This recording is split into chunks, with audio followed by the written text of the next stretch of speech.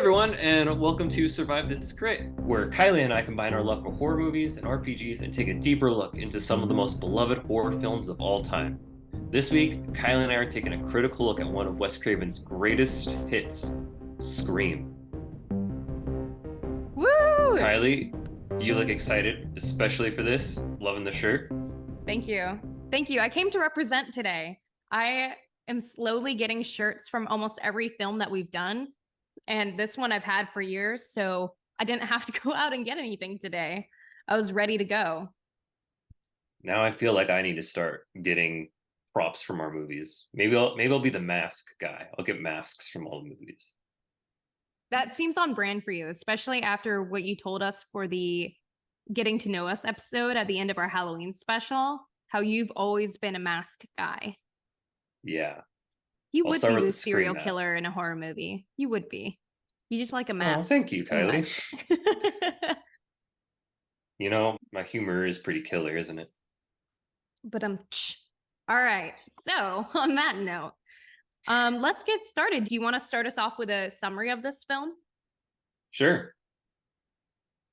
Oh, you're asking me. Yes. A year after her mother's death, Sydney Prescott and her friends start experiencing some strange phone calls. They later learn the calls are coming from a crazed serial killer in a white face mask and a large black robe, looking for revenge.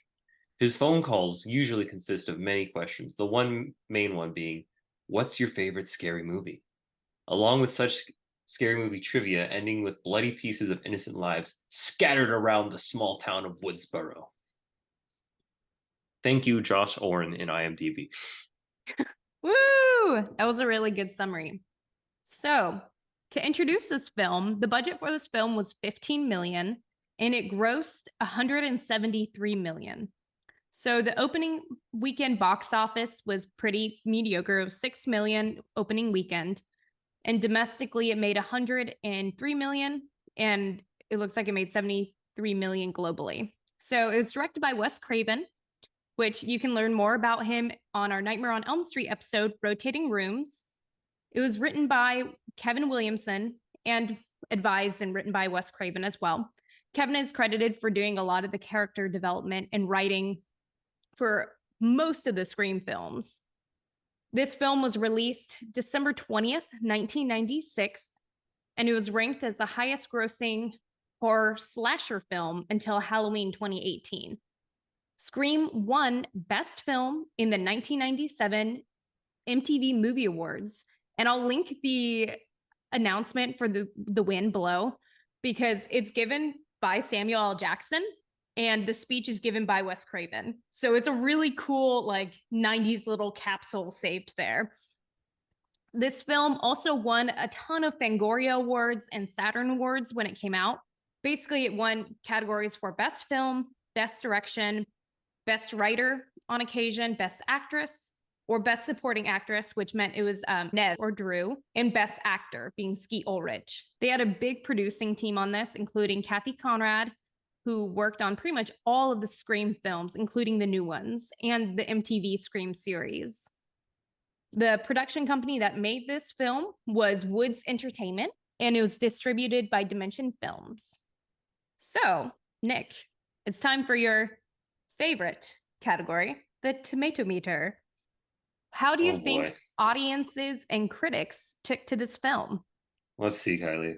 So we do this segment every week, every series, so we can all laugh at my humiliation. Yeah, I mean, it's enjoyable for sure. So in traditional fashion, I'll come up with an absurd number I'm sure is wrong. It's gonna say 86% on Rotten Tomatoes For the tomato meter? for Or the tomato the meter. Yeah, you're really close. Nick, you've gotten so much better. So critics, the tomato meter gave it an 81%. Oh, dang.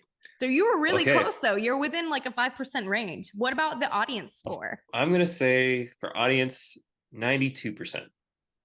Actually, the audience score was 80, which is a surprise to me too, because it's such a classic film that had such a large franchise made after it. I mean, the franchise isn't as large as Nightmare on Elm Street or Friday the 13th or Saw, but it's still up there. It's still one of the more notorious ones. So, That what seems about kind of weird. I mean, usually it's the other way around where the critic score is lower. That's always my rule of thumb.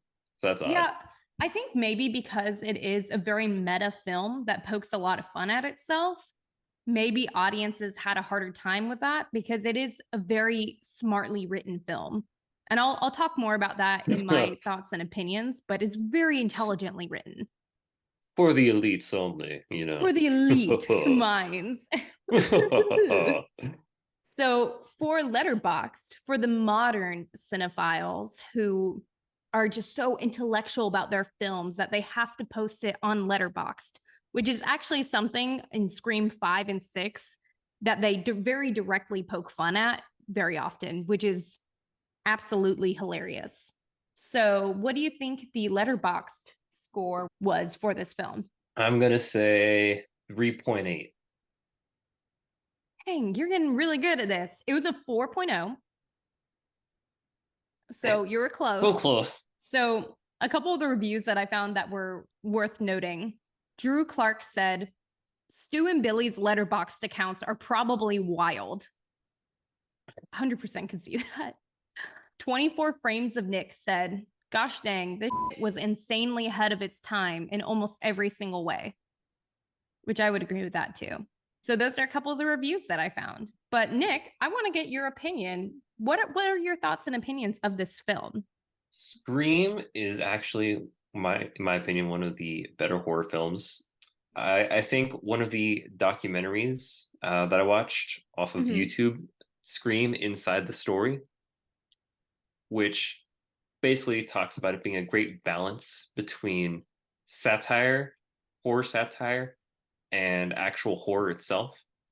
So honestly, I think this is a really good movie. I think it's right up there because it's by Wes or was directed by Wes Craven, Mm-hmm. as being one of his most popular hits. Like I said at the beginning of of this episode, the thing I love about it the most is the satire. Honestly, it was coming at it from it being one of my first horror films. You know, obviously earlier in the show I've told you about like Nightmare on Elm Street being my first, whatnot. Scream was right up there as one of the first few I dipped my feet in. And so just to get that whole layout and understand like the rules, Randy really helped me out there. Love Randy. Really You made it really clear to are a me that Randy. You're very similar to Randy in a lot of ways. excuse me, is the liver in the mailbox? I heard the liver's in the mailbox next to the spleen and the pancreas. Going back to Nick in high school, watching this film, being completely new to horror, and getting a nice layout of what is expected in horror films really helped me on my horror movie journey. So I really think this is a great beginner film for anyone who's new to Mhm. horror. And I also think it's great for anyone who has been spending a long time in horror because there's a lot of comedy involved. So it gives us the chance to kind of treat it as a palate cleanser of like, oh, yeah, that's right. This is kind of silly. The fact that the killers all kind of act this one way, that they seem to target those who have sinned Yeah. greatly by drinking, God How forbid, dare they? or even worse, having the Doing the deed. sex. You can beat me out on mine. Yeah, I would agree with you there. I think you summed it up well by saying it's a great beginner horror film because it introduces all the rules to you without like it throws it in your face, but it's still poking fun at itself the whole time. And I love how many horror movie references are made throughout this film. So if you're like, wow, I like this, which I watch next, okay, this film has listed like 10 other movies that I should watch. And for me, like, I love this film. It's probably my favorite horror movie still. I love Wes Craven's directing style because Nightmare on Elm Street is one of my favorites as well. And I love the whole Scream franchise. The original film is honestly a comfort film for me now. I watch it multiple times a year. I'm very familiar with it now. So it's a very comforting film for me. But it started as a film of intrigue because as we talk about, there's obviously spoilers in this. The killers are human, and I think that's something that really continuously draws me back to this film because it's not some undefeatable monster, but it's like your neighbor, your lover. your best friend. That's I think part of why I like it so much is that it's that much more real, even though it Wait, has a Kylie, very meta approach. are you saying that the killer is killing his lover, or the killers are lovers? Yes. And I will get into Ah, that on the section about the writer, because there is some tea about that I found. So I do want to hear from your perspective. Do you see this film as a scary movie?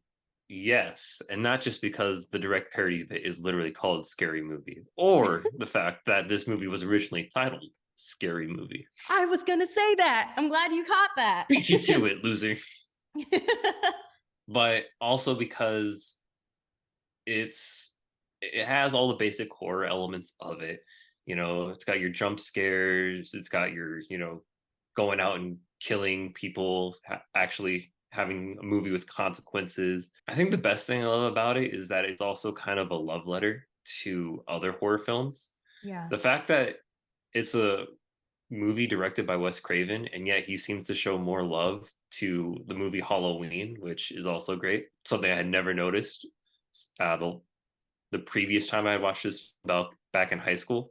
The fact that he pays so much love to that film when he could have been uh, paying love to his own film, Nightmare on Elm Street, which he does a little bit. There's a great scene where Wes Craven actually is Fred the janitor. That is Wes Craven, right? I want to make sure I got Yeah, that I right. believe so. Yeah, that's what my research showed. And that was something the writer had written in. That wasn't something that Wes wrote in. And when, like, there was the line where it was making fun of the Nightmare on Elm Street movies, where they're like, the first one was great, the rest of them sucked.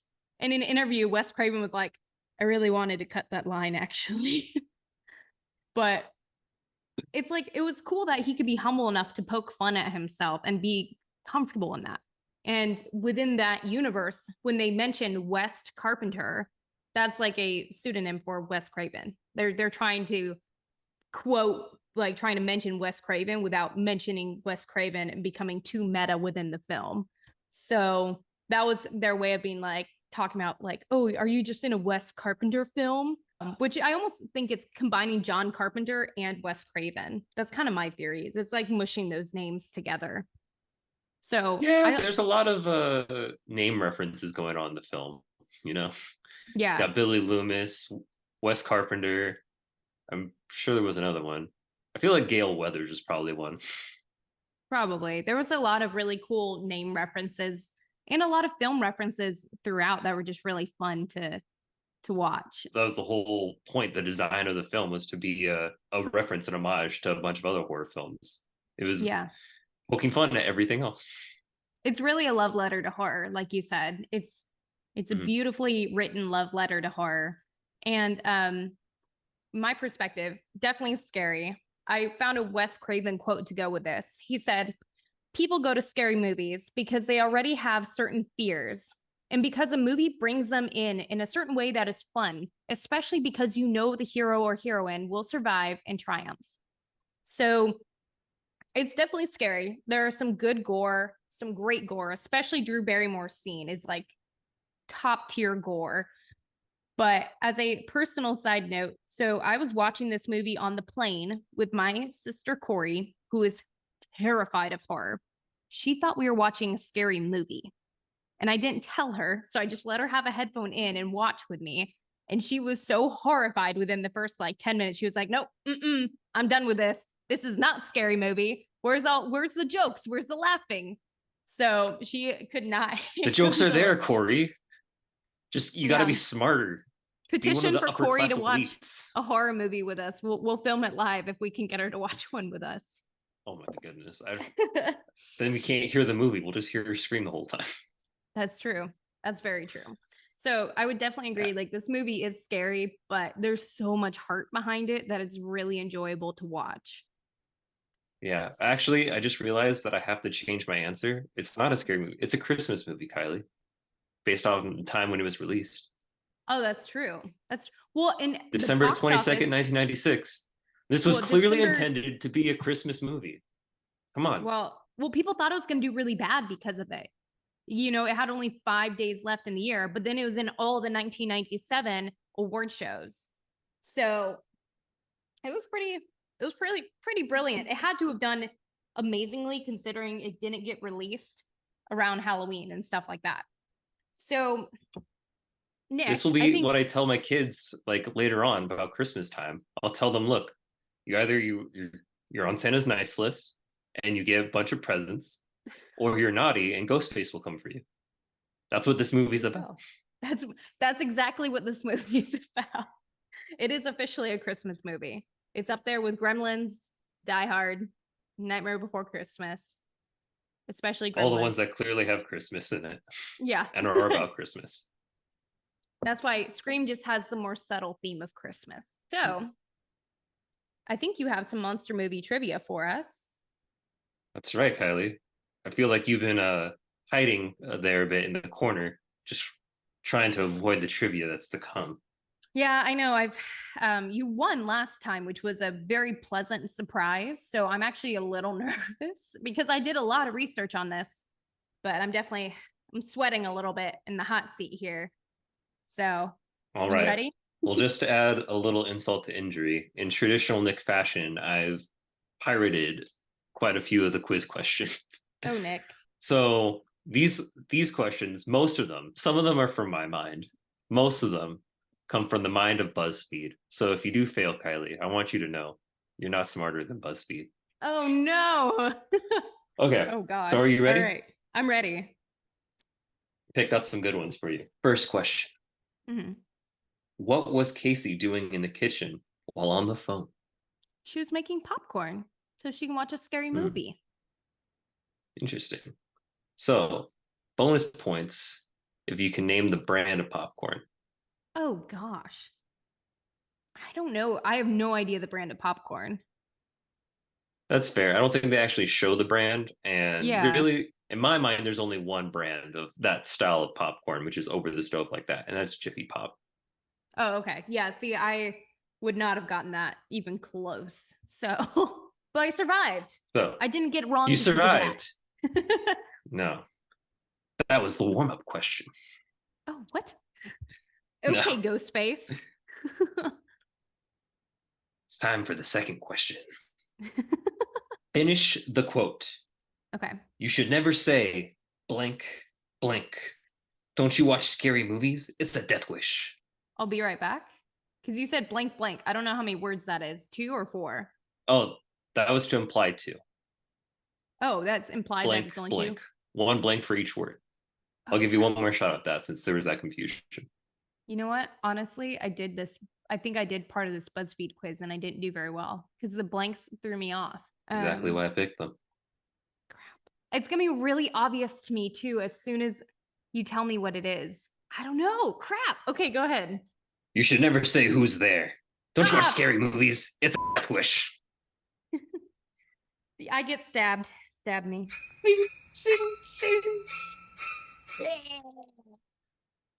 Damn it. That's one. That's one try gone. One life I gone for should have Kylie. just thought a little bit cleaner. I should have just opened my eyes. I would have gotten that one. Okay. Whew, I'm ready. Got on your knees and prayed to the Lord to reveal the answer. Okay. It's there. Okay. Question 3. What was the name of the man who was framed for Sydney's mother's death? Cotton Weary. There we go. That one was a hard one for me because I totally just spaced on who Cotton Weary was altogether until Oh, the I second remember time I he watched this. comes back in the other films. That's why I was like, he's part of the continuation of the story. Hmm. Maybe that's where we differ then. I don't even recall the sequels. I watched 2 and 3 before, but anyway, those will be later Watch more. episodes. In the meantime, on the question 4. Mhm. Who said the killer could easily be female? Tatum. Ooh, okay, you got it. You got it. Nice. Where does Randy work? At the video store. Good. You're correct. Yay! All right.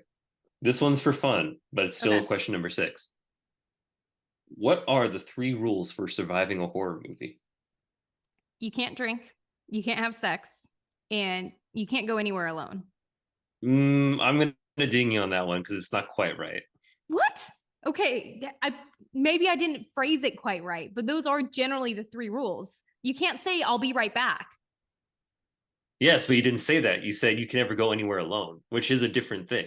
You Okay, can but I go somewhere did just alone say it. and say, you can go somewhere alone and not say, I'll be right back. Oh, okay, fine. Because of the level of horror fan that we know you are, Kylie, I am going to be strict with you on that one. Okay. Just be glad I didn't make it where you had to quote it word for word, because otherwise you Yeah. also would have been wrong. All right, stab me. Slice, slice. That's two down, Kylie. Did you even Okay. watch this movie? I don't know. I don't know anymore. What was Casey's favorite horror movie? Casey being well, because I know it's Friday the 13th. No, It's you're Halloween. wrong. Halloween. Yes. And yet, Halloween. in traditional Casey fashion, you've gotten the answer wrong, and therefore you must now die. I watched that movie 20 times as I was trying to quote Casey, but uh, okay. I can't believe that I died in monster movie trivia on this one. What are the rest of the questions? Because I'm just bad at directly Well, quoting first things. off, let me finish you off. Slice, slice, slice. They're gonna be so mad at me. And now that you're traditionally dead, I'll finish him off here. Which actor would go on to marry Courtney Cox? Oh my gosh, it was I have David Arquette. Yes. Actually, a I fun didn't little peek at my bonus notes. trivia. Fun little bonus trivia that actually comes from my wife, Kaya. She knows this one. After she got married, Courtney Cox insisted that everyone refer to her as Courtney Cox Arquette, which we see in, things that she's cast and whatnot. But she insisted upon it so much, and she was still on the show of Friends, that Mhm. just to get back at her, the cast and crew decided to list everyone in the credits as their name hyphen Arquette. Oh my gosh. That So is everyone amazing had and so freaking petty. that was very funny, and I was also very impressed that my wife knew that. Yeah, that is a really good fun fact. Shout out to Kaya there. She doesn't even like horror, but she does like Courtney Cox, apparently. Apparently. Next question was, who does Sydney accuse of being Ghostface? Billy. And Yep. Cotton Weary, obviously in the beginning, but Billy, the further we get into the story. Yeah. Oh, I wouldn't say she accused Cotton of being Ghostface. I would Yeah, say I she guess accused she Cotton of, accused him of being just the murderer of her mom's death. yep, the murderer of her mom's death for sure. You know what? You know what, Nick? I lost this game because I phrased things poorly. I cannot undo that. So this is where we are. And the last question was, what did Gail do to anger Sydney? She wrote a book about her mom's death, and Exactly. she's gonna make a load of money off of it, which would make anybody mad. That's totally fair. Yep. And then she got a nice little deck across the face, which was a great thing to watch. Oh my gosh, it was so much fun to watch. Well, thank you for Monster Movie Trivia. I am exceedingly humbled, considering that this is like my favorite film and I failed at it pretty badly. Telling you, Kylie, you came in cocky, guns loaded. I cannot come in this cocky for the RPG, otherwise, I'm going to die real fast. Okay, so as we're going to transition into our deep dive. I'll start with this because it's very quick. I just wanted to do a quick little research and really confirm whether or not Scream was the first horror film to do a red herring to the audience and psych us out with two killers rather than one. Okay, And I yeah. knew in my mind, I was like, okay, this can't, very difficult to be the first one to do it. But I just wanted to get a list of movies going on.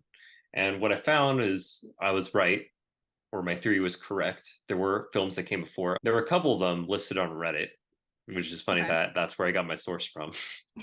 um, they were independent Italian horror films, but there were a couple American ones too. But the three I listed down were Blood and Black Lace in 1964, Phenomena in 1985, and Just Before Dawn in 1981. Each of these movies and others before that as well had the same red herring effect. Scream, though, is the one who was most popularized and therefore credited with making it a popular idea of having the twist of two killers. I love it. And I love that that is a gimmick that they've continued on. I mean, I'm not going to say any spoilers for the most recent Scream films because those just came out a couple years ago. So you have to Is the watch twist that those. everyone in town is the killer and it's just the one girl? That'd be actually a great twist. It'd be Hello, terrible. Scream production team, write that down.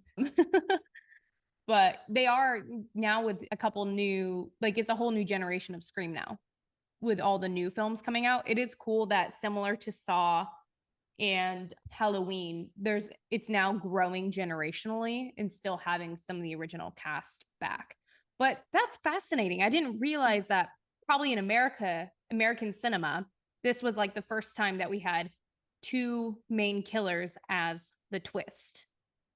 Yeah, and I focused on that because I introduced Kaya to Scream Queens, the TV show this year, which was another great little thing to dip my feet into while we're on the subject of Scream and doing the research for it. Very funny, a lot of ridiculous choices, but it does the same thing where it turns out, oh, big shocker, two killers. It's a fun and always challenging trope because it becomes a little bit more of a whodunit story, but it still maintains the gore and the humor of the Scream franchise. Oh yeah, and just writing the RPG for this series that we're doing, believe me, first go at it, I was like, okay, everyone's got to be at a certain place at a certain time, so everyone has an alibi and makes it more confusing. And I was racking my brain for a while on it. So yeah, there is some difficulty to this and making sure that it's all plausible. Yeah. Yeah. And it's really fun to do it that way. Well, Nick, I love that little deep dive. Do you want me to jump into actors or writing? Oh no, so I had the second subject. Please, Oh, yeah. Kylie, Go don't ahead. cut me off. I had the Sorry. second subject that was the big one that I had Okay. Go uh, ahead. dug into, which is what was the actual inspiration for Kevin Williamson on the story of Scream? Ooh. No, go into that So, and I'll play off of you because I have some good stuff on Kevin Williamson. So I'll follow up on that. so for those that don't know, Kevin Williamson, he got the inspiration for Scream based off of the real life murder spree that or serial killer spree was going on in Gainesville, Florida. A man named Danny Rolling, aka the Gainesville Ripper, Ooh. was murdering students at the University of Florida in the year 1990, and was later found out that he had killed more people, well, three more people, back in Louisiana where he grew up in 1989. So he started off in Louisiana, then he moved out to Florida, and over in Gainesville, I actually have it listed out here. So most of his victims were killed within the span of 3 days. Public knowledge who the victims were, but just to show some respect in the matter, I won't say the names, but two students were killed, both 17 and 18 years old, both Wow. raped and stabbed on August 24th, 1990. Then in August 25th, same year, another student was decapitated after being raped. And then her head was placed on a bookshelf, turned to look at her body. And finally, on August 27th, two students living on a home together, aged 23, were killed inside their own homes. And this killer had a particular style that the police kind of narrowed down, which was that he would take their bodies and put them at the edge of the bed in suggestive poses. Ooh.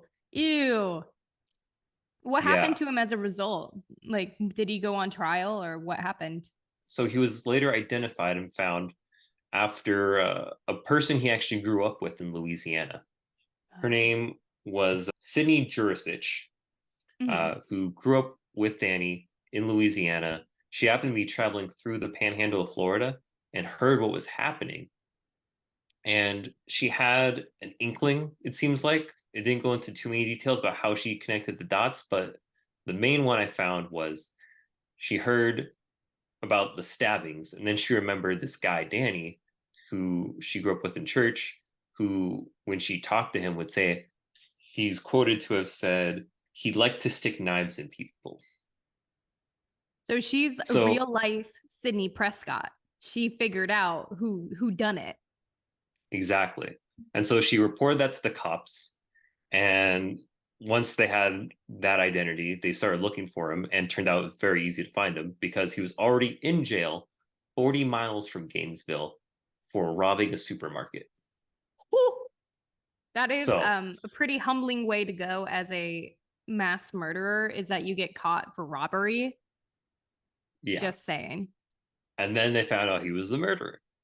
So then he spent the next about 15 years in prison until October 25th, 2006, when he was executed by lethal injection.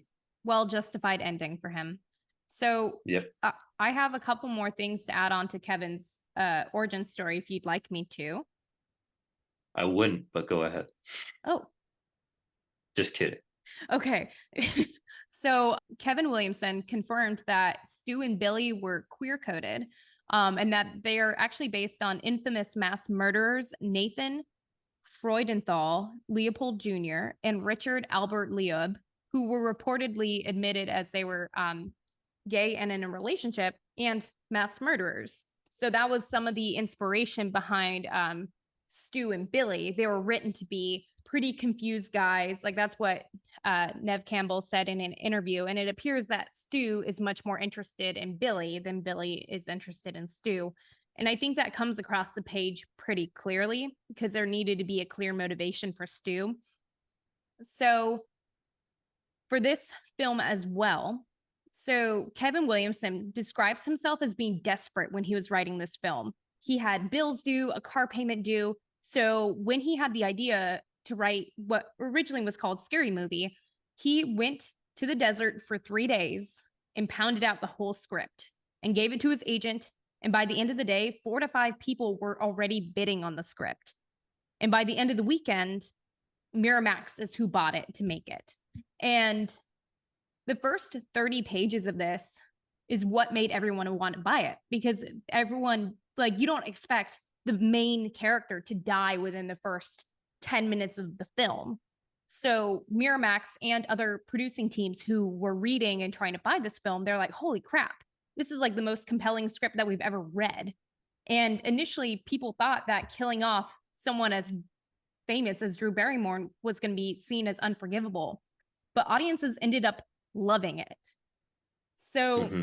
That's one theory I have because in the documentary that I was watching, it was said that Drew Barrymore decided she was the one who initially had that idea of, hey, let's kill me off in the beginning, which I thought was like, oh, okay, that's cool that she would volunteer for that for the sake of the film. But now I'm thinking to myself, it's got to be conspiracy. I think what really happened, and I have no basis for this, but I will. I will find this research. There was something else she wanted to be in, and so she used this as an out. I think honestly, because of their budget for who they hired for this film, it would make sense that Drew Barrymore ended up only being in the first 30 pages because their budget was only 15 million. And Drew Barrymore, you know, she was a child star. She was super duper famous. And the actors that they ended up hiring to be in this film, like Nev Campbell, she came off of doing The Craft and a couple of other horror movies. So she had considerably more horror experience than some of the other actors. But these were mostly television actors that were coming to join the film. And so you were able to hire them for a little cheaper because they weren't yet household names like Drew Barrymore. Like Drew Barrymore's been a household name since she did E.T. She's been a household name for decades. So, but jumping back to Kevin Williamson, collectively between the cast and the producing team, the first 30 pages, that's what got everybody on board. It was the most exciting 30 pages for people. And Kevin actually, when he wrote this script, he had 2 other films in mind. So as they were finishing film 1, Kevin was already coming to Wes Craven of like, hey, if this does well, like I'm ready to write 2 and 3. I've got ideas. Let's do it. Let's churn these out. Another interesting point was the one area of conflict that we noticed that I read in an interview between Wes and Kevin, because they seem to work really well together. But there was one point where when Stu and Billy are stabbing each other, Kevin actually was on set and he was a little bit uncomfortable with the amount of blood that was being used in that scene. And Wes very straightforwardly said, like, okay, well, the writer, being Kevin, wanted to show that these two boys are almost killing each other. Can you show me how to do that without blood? And then Kevin was like, all right, nope, that's fair. I am trying to kill these two off. Mhm. So, okay. That was one thing that I was a little confused about in the film was they had Sydney right there. They clearly hadn't finished their. I would think that they would wait until everything else is finished to stab each other. I don't know. It seemed like poor decision making on my part. On my Well, I part, maybe you mean, can I explain think that away as they were teenage boys, it not shows that thinking they're everything through. teenage boys. It shows that they're a little bit psychotic. I mean, not a little bit. They're definitely psychotic at that point. They're dealing with a psychotic break, especially when Billy is storming through the house, stabbing open the couch and stuff. They're going through a psychotic break. And I think Mm. stabbing each other proves that. But yeah, the other point about this script is that the goal was to go from funny with recognizing like the film cliches to terrifying as the film went on, of like, oh, we can recognize these cliches and it means something is about to happen. And I think they did a great job with that. Especially the scene that comes to mind is when Randy is in the living room by himself during the party and Ghostface comes up right behind him, and Sydney and the camera guy are watching from the van and they're telling him like, get out, get out, get out, you have to get out. And it's something Cameraman's that name was Kenny Kiley. Please Kenny, I'm pay him his sorry. respect. Yes, Pay him I'm his so respect. sorry. But that's like a great example of where it was a funny cliche early on in the film, and the later that you get into the film, the stakes are constantly growing. So I just think the writing was really well done in this film. It just like it would have been really easy for it to become very slapsticky, but because of how talented the actors were, they took that writing, they took some of the goofy stereotypes and played it very genuine and human. And that's something that I really enjoyed about this film. And that's something that Wes Craven praises his actors for, is that they took this beautiful script with quirks and goofs and made it into something really real. So, I have some stuff on the actors if you would like to hear it. Of course. The casting director for this film was Lisa Beach. For this film, the original budget didn't support having actors like Drew Barrymore. But once Drew Barrymore was signed on, everybody wanted to be in it because, you know, like we said earlier, she was a household name. And once Wes was a part of it, once Drew was a part of it, and the great script, everyone was like, I want to be in this film. Just like So, the movie Cats, the musical. oh God. The true That's horror a true film. horror film. Yeah. Oh my gosh. The fact that they spent so much money on that film and it turned out so bad. We'll have to eventually do a bonus where we talk about that film because I have so many opinions. So, Drew Barrymore in this film, she read the script, immediately wanted to be in it. But, you know, she's only in the first 12 minutes. But she was so memorable. She was nominated and won a lot of awards for this film. And I watched a lot of behind the scene footage of her scenes. She's super fun, super energetic, even though they're filming in the middle of the night while she's just being covered in blood and being killed over and over again. One thing that she did say she needed for her performance that I thought was interesting was that she needed to hear the scary voice so that way she could perform the scene because her performance is really realistic. So they had Roger hide on set where she couldn't see him. So he was a mystery to her. They never even met. And then he would speak his lines in the scary voice way and she would respond. So I thought it was really interesting that Wes Craven was able to accommodate her in that way. So that way she could deliver the best performance possible. Because she really did do a killer performance, even though she was only in 12 minutes of the movie. I agree. She was wonderful. Definitely like really great part of the film. Still, I'm gonna believe my conspiracy theory. And you know what? I promise the viewers I will come back. I will connect the dots. And I will find this conspiracy. I will find the answer as to I why think, she was actually willing to die. I mean, I think part of it was probably, it's the most exciting role in the movie. I will say that. Like, unless you're playing Billy or Stu, it's the most active and exciting role. But that being said, I think because she was such a household name, they may not have been able to pay her enough to be in the film. So, Just what the especially sheep if will tell you to believe. Mm. I guess so. I have some unique Uh, little stories about the ensemble cast, which I watched a lot of behind the scenes footage of them. And that's Rose McGowan, Matthew Lillard, Skeet Ulrich, Nev Campbell, David Arquette, Courtney Cox, and Jamie Kennedy. I have a little something about each of them.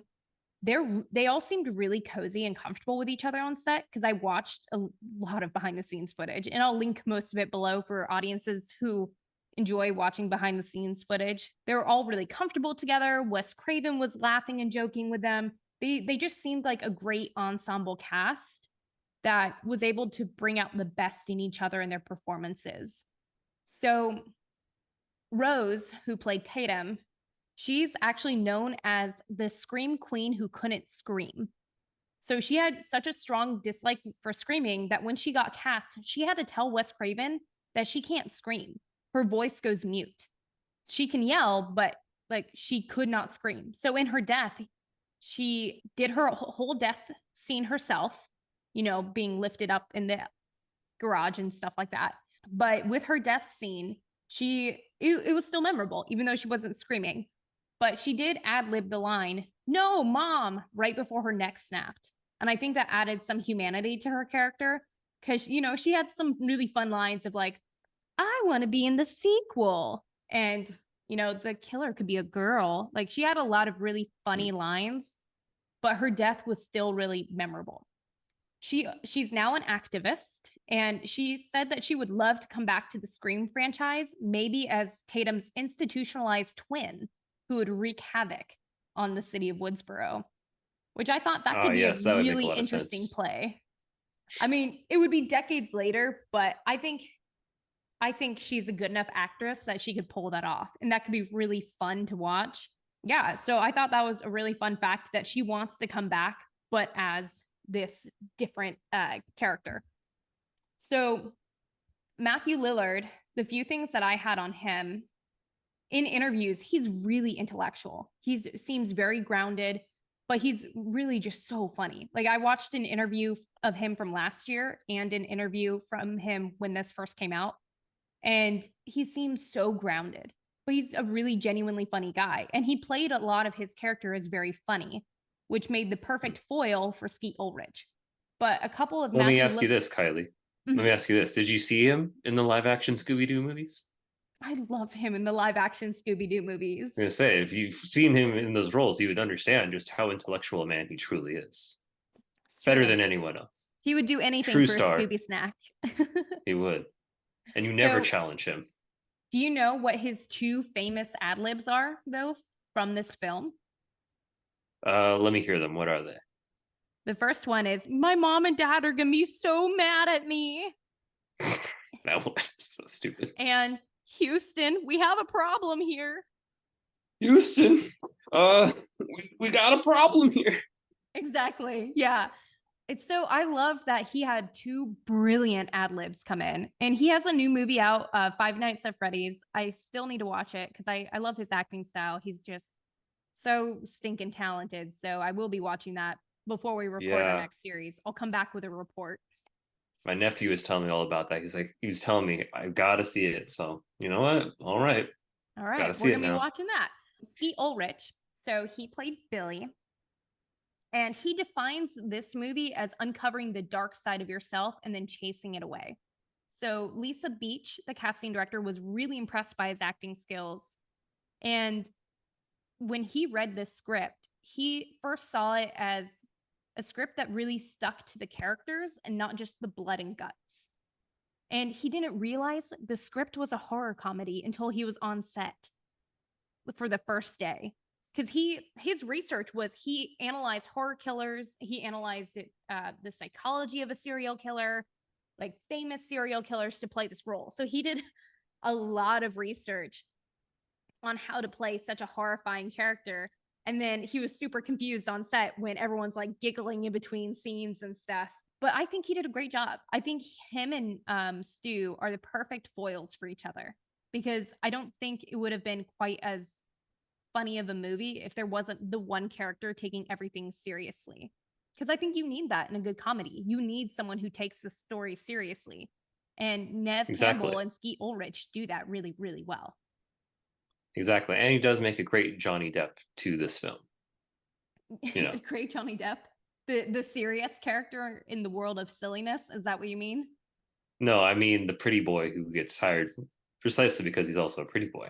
That's true. Yeah, I guess you're right. He was like Johnny Depp in Nightmare on Elm Street, except he's Also directed by Wes Craven. also directed Always by looking Wes for those Craven. pretty boys.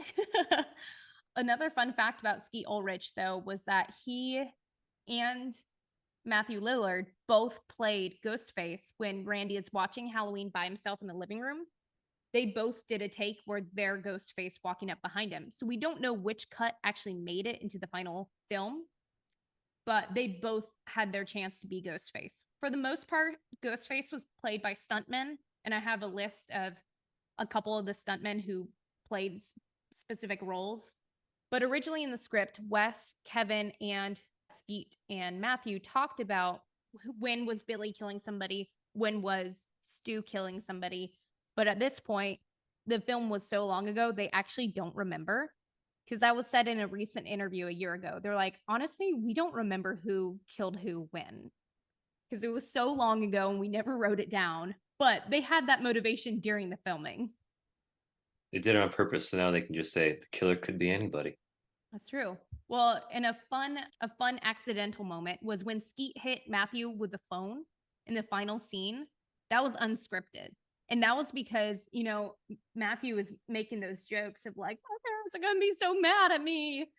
And Skeet was so infuriated at the moment that he literally hit him with the phone. So I thought that Matthew, was get yourself together. I thought that was really just great acting. Oh, I loved watching the two of them together. I mean, honestly, can we have a film where the two of them get to work together again? Because their chemistry was just undeniable.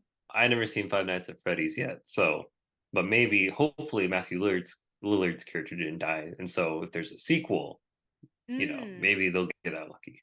that's true. We'll see So both of them. I've got a couple more characters to talk about. I got Jamie Kennedy, who played Randy.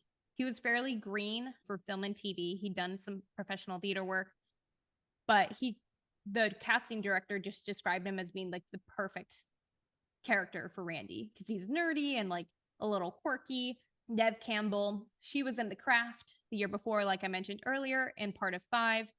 She wasn't sure about doing another scary film, but she really wanted to work with Wes Craven.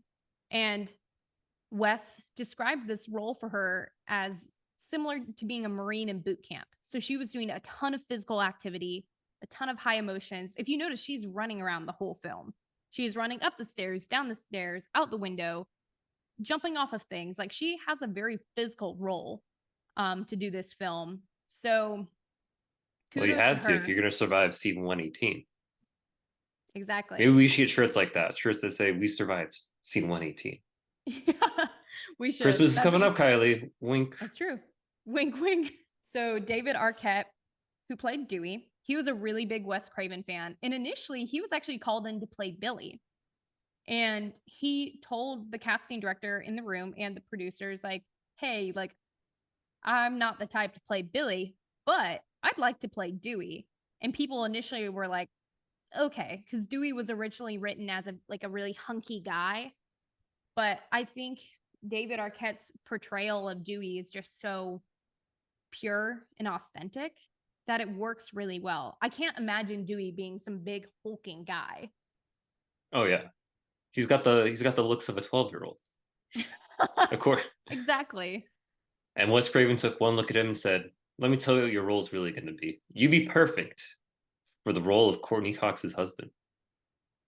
Well, and Courtney Cox actually credits Wes Craven for getting the two of them together. And Courtney Cox also had to fight for herself in the audition room because she was like the main recognizable actor in this film outside of Drew Barrymore. And she had to really persuade casting to let her come in for this role because she normally plays very studious types. And this character was just described as being a, they naturally didn't see her in that role. But I appreciate that David Arquette and Courtney Cox both really had to fight for the roles that they played. Mhm. And it's funny you say that because after maybe it was after that movie. Honestly, that's just most of the roles I can picture Courtney Cox in. It's just being exactly like that. Like Yeah. a Yeah, she played it so well that now that's what I naturally see her as. I mean, I'm sure she's lovely in real life, but she plays a really good, and I'm like happy to see her in more roles like that. I also had a couple things about Wes Craven. Like I mentioned earlier, we did a whole deep dive on Wes Craven in our Nightmare on Elm Street rotating rooms episode, which I'll link below. But Wes Craven is just really comfortable with his actors, and they seem really comfortable receiving direction from him. I found a bunch of behind the scenes videos and I'll link them. And just watching his directing style is always really inspiring because he really treats his actors well and lets them play. Like Matthew Lillard is describes Wes Craven as he utilizes what we all do well and allows us to bring it in as opposed to saying no. So he allowed a lot of ad-libbing, he allowed a lot of fun on set and just allowed him to play. And that's really what creating a great story is all about. You allow your actors to play, and that is what can create some magic out of it. And unfortunately, almost like an RPG. almost like an RPG, it's a collaborative storytelling. Unfortunately, Wes Craven did pass away August 30th in 2015 of a brain tumor at age 76. I don't think we had mentioned Dang. that last time because I was doing some research. I was like, what else is he working on? And I saw that he passed away and I was like, oh, but his legacy lives on. It lives on so strongly that these new films are being made after his passing. Well, So I'm glad it was one day later. Otherwise, it would have been my fault. Shouldn't have turned 20. shouldn't have turned 20, Nick. I have a Cut couple that of things about the production if you'd like to hear them. part. Okay. Let's hear him.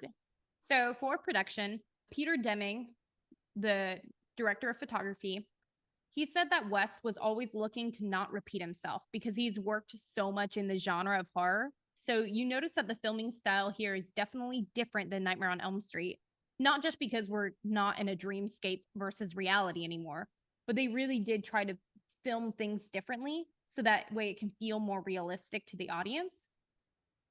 And Bruce Miller, the production designer, said that the script was really specific for example, the houses that they shot in. They were really specific of like, okay, well, she has to jump out of the attic window onto a car, or she has to try to go out of the doggy door of a garage. Like they were very, very specific on what they needed when they were looking for houses. And doing location management for a film is not an easy feat by any means. But a fun fact that I found is that the house that Stu's party was at, two people actually died in that house. So it was definitely eerie for them to film in.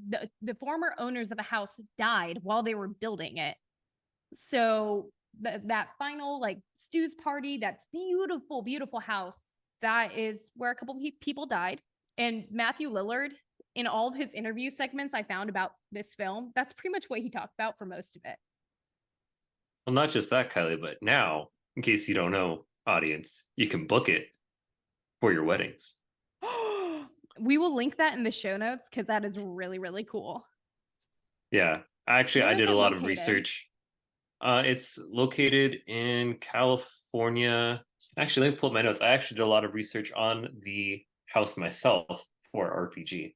Oh my gosh, we'll share some of the tea on the house and then I will continue after that because I'd love to hear more about that house. I mean, it was so freaking beautiful. And the fact that two people died there just adds to it. Let's see. So out in Santa Rosa, right now it's pretty much so it's in Sonoma County, and you can book it for weddings is one of the most popular things to book it for. So it was actually built by hand by the husband and wife who originally owned it, commissioned by John and Caroline MacPhail. Hope I'm pronouncing that one right. Mm-hmm. Let's see. They were in their late 50s when they made the house. And you're right, they did pass away due to illness. The main thing they were trying to go for when they built the house was a whole Victorian style to it. Hmm. And interestingly enough, the way the house, each room is put together, so the movie has us believing that the living room where they're all watching Halloween during the party, Hmm.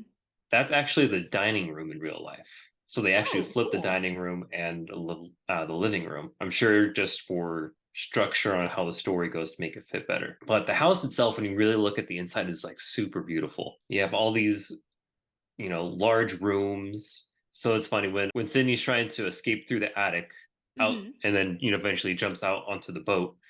Actually, the attic is just super clear and pristine clean. It's not actually cluttered like all of that. And it's big enough to where you can fit 3 beds in there. Like that's one thing they actually do now is if you're hosting a wedding there, your wedding party can stay inside the house, and there's just enough space in the attic for 3 extra beds where people can sleep. So Dang.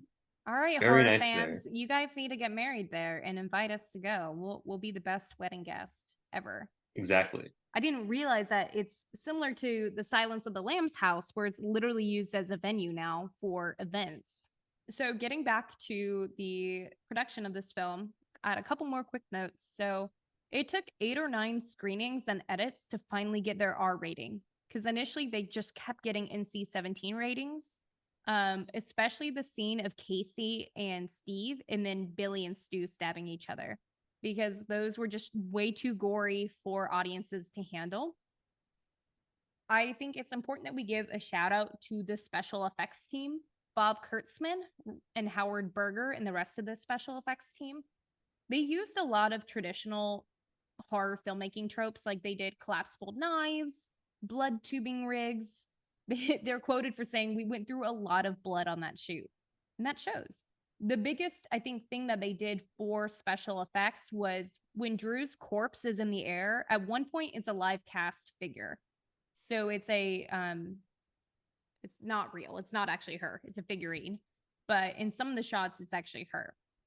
So as for the stunts of the film, Tony Searcy, the fireman from Nightmare on Elm Street, he is one Oh of the shoot, is ghost that face in it? this film. Yeah, he's one of them. Oh, thank goodness he didn't have to be lit on fire. I know, right? But And there's Lee still time. Lee Waddle, he was in Scream 2 and did a lot more. And Dane Farewell, who was in The Phantom in Scream 4 as well, they were the stunt guys for Ghostface. So there are 3 guys who would rotate all the Ghostface stuff. A brief interview with Lee Waddle. Lee did the opening killing scene of killing Casey, and he killed Principal Hembry. He also spied on Sydney in the bushes. Stunt specialties are fire and water. And for anyone who wants to get into this industry as a stunt person, he got started in the industry as an extra so he can meet stunt coordinators and hustle his way into doing stunts. So he's had a very successful stunt career considering that he's played one of the most iconic horror movie monsters out there. So yeah, I have a little bit about the success of the film. So before this film came out, the papers were calling it DOA, which means dead on arrival. No one thought this film was going to do well, especially because it came out right before Christmas. People were like, no, this is not going to be it. But they did one 'Tis screen the test. season, people. Thank you. They did one 'Tis the screen season. test, and the scores were amazing. Everyone was so impressed by how this film did. The film, a lot of people kept saying, was successful because it's scary, but it also invites you in by breaking that third wall and poking fun at itself constantly. And I think that's something we've talked about throughout this episode is that it really pokes fun at itself in an intellectual way. Like it mentions Wes Carpenter being Wes Craven a lot. And, Wes Craven makes an appearance as Freddy. It makes fun of itself in a fun way. I found a really cool fan page called hellosydney.com that I'll link in our show notes. It had a lot of cool resources and articles and behind the scenes photos. And I will end on this. I found a whole list of a lot of the cast and crew's favorite horror films. I'm not going to read them all because it was 20 people that shared their favorites, but I'll share a couple from the core cast. Wes Craven, his favorite horror film, he really likes the repulsive stuff like Alien in Alfred Hitchcock films. Nev Campbell is a big fan of The Shining and The Changeling. Courtney Cox is really into Rosemary's Baby. Rose McGowan, she was into the film Gaslight, which is a psychological thriller. And then Jamie Kennedy, who played Randy, his favorite was Salem's Lot. So I will include the list of all the other cast and crew members that included their favorite horror films in our notes for the show. But Nick, did you have anything you wanted to say to wrap up our deep dive for Scream? Just want to thank our audience for listening. We appreciate you guys. Feel free to leave any comments on this video, any type of reviews. Remember, if you leave a review or a comment and you put down your favorite horror movie as well, we'll include you as an NPC in one of our future RPGs. Thank you, everybody, so much for tuning in to this new deep dive episode where we dove into Scream. We really hope you enjoyed it. Make sure to stay tuned for our super exciting Pester the Guester episode. I think most of you are going to geek out as much as I am. And our RPG, which is going to be super fun as well. And like Nick said, make sure to hang out, interact with us in the comments. We love reading all the comments that we've been getting on some of our recent films. So thank you again for supporting our show, and bye for now. Bye, everybody.